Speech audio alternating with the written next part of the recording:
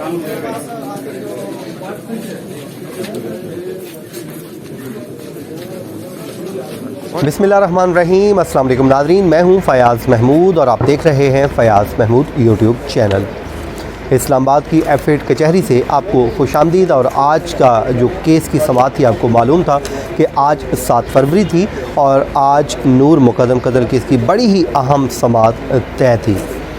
आज की जो समाअत का अहवाल आपके सामने मैं रख देता हूँ, क्योंकि इसमें 3 दरख्वास्तें दायर की गई थी मुल्ज़िम जो है जो ज़ाहिर जाफ़र उसके वकील की जानिब से, और उन पर अब फ़ैसला महफूज कर लिया गया है।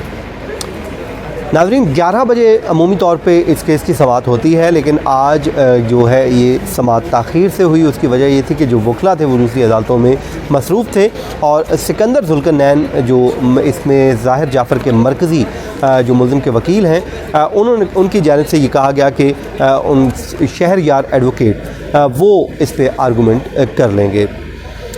उसके बाद हुआ इसमें ये कि सबसे पहले पहुँचे शाह खबर एडवोकेट साहब के एसोसिएट हैं निसार असगर साहब और बाबर साहब, और उन्होंने कहा कि जी हम इस पर आर्गूमेंट्स करना चाहते हैं। जो 3 मुख्तलिफ दरख्वास्तें आई हैं, हम अदालत के सामने अपना जो आर्गूमेंट्स रख देते हैं, और उसके बाद अदालत चाहे तो मुल्ज़िमान के आर्गूमेंट्स सुन ले। तो अदालत का ठीक है, हमें कोई एतराज़ नहीं, आप अपने आर्गूमेंट्स करें। आज की समाअत में शौकत मुक़द्दम साहब तो मौजूद ही थे, लेकिन जो उनके मेन वकील हैं शाह खबर एडवोकेट वो आज नहीं थे। उसके अलावा बाहर का अगर आपको मैं थोड़ा सा अहवाल बता दूं, उसके बाद मैं अपने आर्गूमेंट्स पे जाता हूं। जो आज की बड़ी इंपॉर्टेंट डिस्कशन हुई है वो आपके साथ शेयर कर देता हूं। बाहर आज बड़ी सिक्योरिटी एक बार फिर हाई अलर्ट की गई थी, और जो सिक्योरिटी की तादाद थी पहले की निस्बत ज़्यादा थी। वहाँ पे बहुत रश था, लेकिन कमरा अदालत के अंदर आज मामूल के मुताबिक इतना रश नहीं था, क्योंकि जिस वक्त ये दलाइल दिए जा रहे थे उस वक्त जो मुल्ज़मान हैं जो जेल से लाया जाता है वो मौजूद नहीं थे। इसके अलावा एक दलीप कुमार जो मुल्ज़िम हैं वो मौजूद थे कमरा अदालत के अंदर ही, और उसके बाद इस पर दलाइल का आगाज़ हुआ।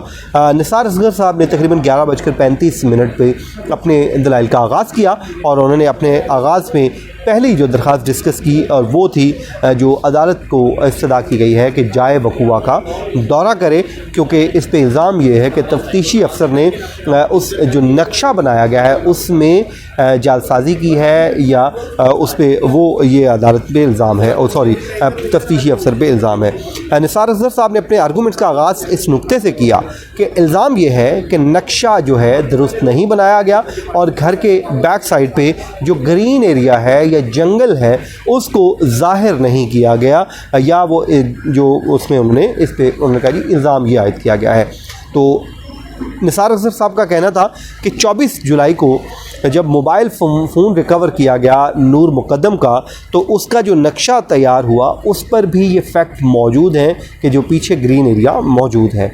फिर वो ये कहते हैं कि 27 जुलाई की जो एक रिकवरी मेमो बना मरकज़ी मुल्ज़िम से मुतालिक, उसमें भी इस ग्रीन फैक्ट जो एरिया से मुतालिक जो शवाहिद मौजूद हैं। तो साथ ही साथ वो ये कहते हैं कि जो कवाइफ मौका हैं उसमें भी ग्रीन एरिया की मौजूदगी ज़ाहिर है, और साथ ही वो कहते हैं कि इसमें कोई ऐसी वजह ही नहीं है कि अदालत जाए और जाकर उस जाए वक़ूआ का दौरा करे, और उन्होंने इस्तदा की कि अदालत इस दरख्वास्त को डिसमिस कर दे, इसको खारिज कर दे। दूसरा जी, मोबाइल फ़ोन नंबर का एक मामला है, और वो मोबाइल फ़ोन है जो शौकत मुक़द्दम साहब हैं उन्होंने अपनी स्टेटमेंट में ये रिकॉर्ड करवाया था, और जो कहा था कि ये उनकी अहलिया कौसर का है, और जिस पे मुल्ज़मान ने एक दरख्वास्त दायर की, उनका ये कहना है कि ये हमारे रिकॉर्ड के मुताबिक एक तस्नीम नामी खातून का है, और इस पे उन्होंने कहा कि इसका जो रिकॉर्ड है वो तलब कर लिया जाए तो मामला जो है वो हल हो जाएगा। फिर उन्होंने निसार असगर साहब ने इस दरख्वास्त को तो खालिस्तन ये कहा कि ये केस लटकाने की कोशिश के अलावा ये दरख्वास्त कुछ भी नहीं है।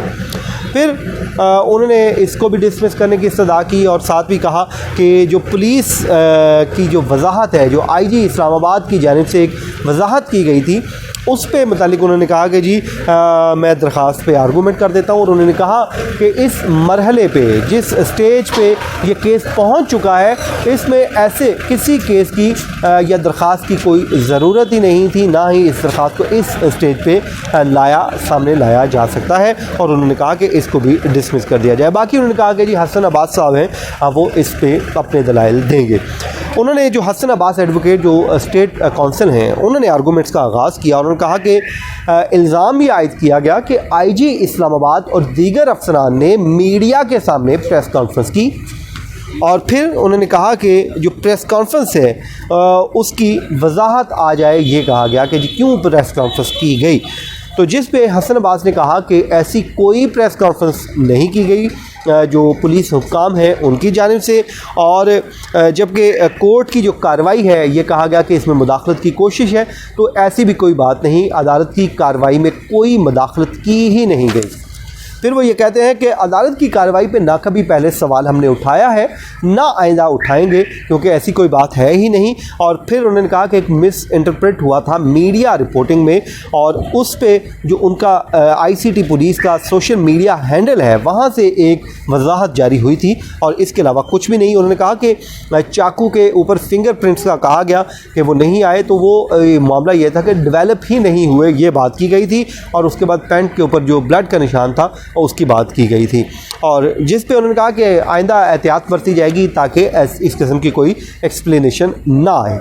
और जिस पे निसार साहब ने ये कहा कि मैं इस पे, अगर मुझे जो प्रोसिक्यूटर हैं वो अलाउ करें तो मैं एक ऐड बात करना चाहता हूँ। उन्होंने कहा कि ये जो दरख्वास्त है इस मरहले पे लाने का मकसद ये है कि कल को किसी दूसरी स्टेज पे ये बात साबित की जा सके कि इस केस में एक दबाव था, एक प्रेशर था, इसमें इंटरफेरेंस थी, और ये उसी इंटरफेरेंस या दबाव का नतीजा है कि ये सज़ा हुई है या इसका फ़ैसला आया है।